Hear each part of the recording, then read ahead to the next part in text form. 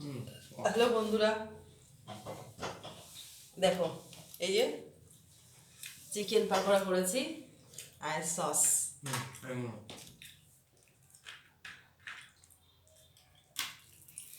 ভীষণ মচমচে। এর মধ্যে কি দিয়েছি?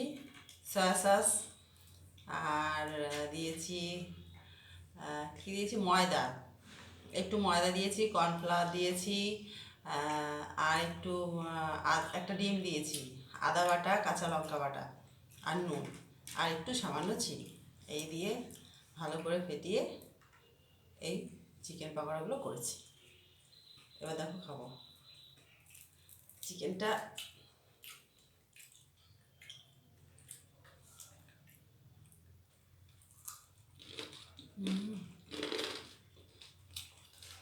অসাধারণ হয়েছে, ভালো হয়েছে,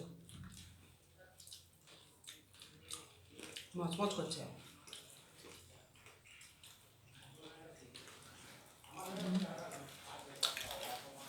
খুবই ভালো। সস খাই, দারুণ।